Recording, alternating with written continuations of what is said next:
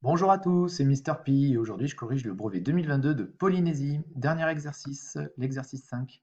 Le centre Pompidou est un musée d'art contemporain à Paris. Pour accéder aux étages, il faut utiliser un ensemble d'escalators extérieurs appelés chenilles. La chenille est composée de 5 escalators tous identiques, très épais sur la figure ci-dessous, et de 6 passerelles horizontales toutes identiques, très fins horizontaux sur la figure ci-dessous. Voilà, donc là tu as la photo en vrai et là tu as la représentation schématique. Alors on y va. Question 1, à l'aide de la figure ci-dessus. Petit a, vérifiez que la profondeur P de chaque escalator est égale à 12. Alors, voyons. Question 1. Petit a. Alors, comment on va faire? Petit p, c'est cette longueur-là. Donc, c'est la distance entre là et là. Alors, qu'est-ce qu'on a? On a que de là à là, ça fait 135 mètres. Ça, on sait que ce segment vaut 12,5 mètres. Et on nous demande de démontrer que petit p vaut 12. Voyons. Alors, si je fais 12,5 plus petit p, alors voyons. 12,5 plus petit p plus 12,5 plus petit p plus 12,5 plus petit p. Alors, voyons, 12,5 plus petit p, 12,5 plus petit p, plus 12,5 plus petit p, 12,5 plus petit p, plus 12,5 plus petit p, plus 12,5.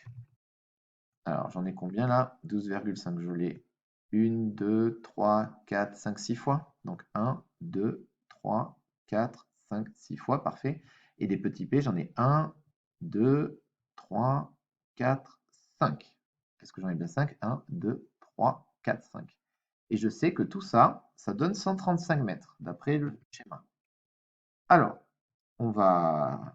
Alors, des 12,5, j'en ai, on a dit, combien? 1, 2, 3, 4, 5, 6. Fois 6, ça fait 75. 75 plus, alors combien de petits p? 1, 2, 3, 4, 5 petits p. Et donc, on obtient 135. Alors là, en fait, on va résoudre une équation. On va résoudre une équation. On va trouver la valeur de 1 seul p. On va trouver la valeur de 1p. Alors, ce que tu peux faire, c'est que 75 plus 5p égale 135, ça c'est ton équation de départ. On va faire moins 75, on va faire moins 75 à gauche de ton égalité, et on va faire moins 75 à droite. D'accord? Donc 75 moins, en colonne, regarde, 75 moins 75, ça fait 0. Donc 0 plus 5p. Voilà, clac. Plus 5p, ça vaut, alors 135 moins 75, ça vaut 60. Voilà. Et toi, tu as donc 5p qui vaut 60. Donc, pour trouver un p, eh bien, on va diviser 60 par 5. Et on trouve que 1p égale 12. Voilà. Donc, la profondeur P, chaque escalator est égale à 12 mètres. Voilà. Alors, soit on pouvait calculer en expliquant, ou alors on résolvait une équation. Petit b, question 1, petit b. Calculer la hauteur h de chaque escalator. Alors, la hauteur h de chaque escalator. Alors là, c'est le même principe. Alors là, tu vois, tu as une hauteur, puis tu as une deuxième hauteur, puis tu as une troisième hauteur, puis tu as une quatrième hauteur, puis tu as une cinquième hauteur. Et d'après le schéma, les 5 hauteurs, donc 5h, vaut 32, mètres. Donc, pour trouver la valeur de h, il suffit de diviser 32 par 5. Voilà. Et donc 32 divisé par 5, 6,4. Et on trouve On trouve 6,4. Donc, la hauteur de chaque escalator est de 6,4 mètres. Voilà. D'après le schéma, on va expliquer. D'après le schéma, on a l'égalité suivante. L'égalité suivante. 5H, 5 fois H, si tu préfères. 5 fois H pour vaut 32. Voilà. Question 2. À l'aide du triangle RST, si contre, petit a, prouvez que la longueur ST d'un escalator est de 13,6 mètres. Alors, là, il y a quand même un truc qui m'a un peu chagriné, c'est que nulle part, il est mentionné que le segment TR et le segment RS sont perpendiculaires ou qu'il y a la présence d'un angle droit. Là, c'est ça qui m'a un peu chagriné. Je pense que ça aurait été bien de le détailler pour aider les élèves. Donc là, parce que là, on voit concrètement qu'on a un triangle qui serait rectangle et on nous demande d'utiliser clairement ici le théorème de Pythagore. Voilà. Sinon, je ne vois pas comment on pourrait faire autrement. Donc, on va supposer qu'il y a bien la présence d'un angle droit. Donc, STR est un triangle rectangle en R. Utilisons le théorème de Pythagore. Alors, il dit quoi le théorème de Pythagore? Il dit que SR au carré, donc SR fois SR, plus RT fois RT, donc RT au carré, vaut ST fois ST, donc ST au carré.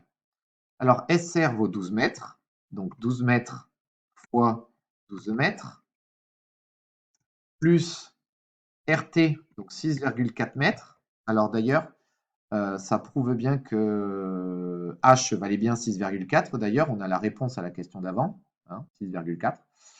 Donc, pardon, je fais une digression. 6,4 mètres. Hein. Donc, ça nous donne ST fois ST. Ou alors, si tu veux, l'aire du carré de côté ST. Pareil. Alors, 12 mètres fois 12 mètres, ben, ça fait 144 mètres carrés. Plus, alors, 6,4 fois 6,4, ça nous donne 40,96 mètres carrés. Voilà. Ça nous donne donc ST fois ST. Là, tu vois, je l'écris de plusieurs manières. Du coup, on fait la somme des deux R. Donc, 144 plus 40,96, ça nous fait 184,96 mètres carrés. Ça, c'est toujours ST fois ST. Et nous, pour trouver ST, pour trouver la valeur de ST, il faut faire la racine carrée du résultat obtenu. D'où ST égale racine carrée de 184,96 mètres carrés. Et alors, à la calculatrice, quand on fait la racine carrée, on trouve 13,6 exactement. Donc, égale 13,6. Voilà. Et donc, on a que la longueur ST d'un escalator est de 13,6 mètres. Voilà, on retrouve bien la réponse qui nous avait été proposée. Voilà, ça nous rassure énormément. Petit b, question 2, petit b. Montrer que la mesure de l'angle formé par l'escalator avec l'horizontale, c'est-à-dire l'angle RST, donc l'écart entre les deux droites RS et ST, arrondi au degré le plus proche, est 28 degrés. Donc là, clairement, encore une fois, c'est pas marqué, mais là, on nous demande clairement d'utiliser de la trigonométrie, et la trigonométrie, ça ne s'utilise que dans les triangles rectangles. Donc, utilisons la trigonométrie dans le triangle, on va l'écrire, dans le triangle STR rectangle en R. Alors, ce qui est pratique, c'est que tu as le droit d'utiliser n'importe quelle relation trigonométrique parce qu'on a les trois longueurs. On a le 12 mètres, le 6,4 mètres, et grâce à la question d'avant, tu as la réponse qui t'est donnée, donc 13,6 mètres. Donc tu pouvais très bien utiliser le cosinus, le sinus, ou la tangente. Moi, je vais utiliser, on va faire comme si je n'avais pas trouvé 13,6. Donc, je me place en S. Le 12 mètres, c'est ce qu'on appelle donc le côté adjacent à l'angle. Et le segment TR par rapport à l'angle, c'est ce qu'on appelle le côté opposé. Donc, on a l'opposé et l'adjacent. Donc, je vais utiliser la tangente. Donc, je vais écrire, alors vu que je veux l'angle, je vais écrire arctan. Voilà, arctan. Donc, enfin non, je vais d'abord écrire la relation. Donc, tangente de l'angle RST égale donc SOCA-TOA pour t'y faire penser. Donc, TOA, donc le côté opposé, donc TR, par rapport à le côté adjacent, donc RS. Donc, on a que tangente de l'angle RST est égale donc TR 6,4 mètres par rapport à 12 mètres. 6,4 divisé par 12 nous donne bien un nombre compris entre 0 et 1, donc on va pouvoir dire que l'angle RST va se calculer en faisant arc-tangente de 6,4 par rapport à 12, ou tan exposant moins 1, ça dépend des calculatrices, voilà, de la fraction 6,4 divisé par 12. Voilà. Et donc, l'angle RST est égal, alors, calculatrice, on tape 6,4 divisé par 12, ça nous donne ce nombre, on fait la trigonométrie, donc on va faire seconde tan moins 1, et donc on trouve 28,07, enfin et d'autres décimales à la suite. Mais on nous a demandé d'arrondir au degré le plus proche, donc on est clairement à 28. Donc l'angle RST vaut approximativement au degré le plus proche,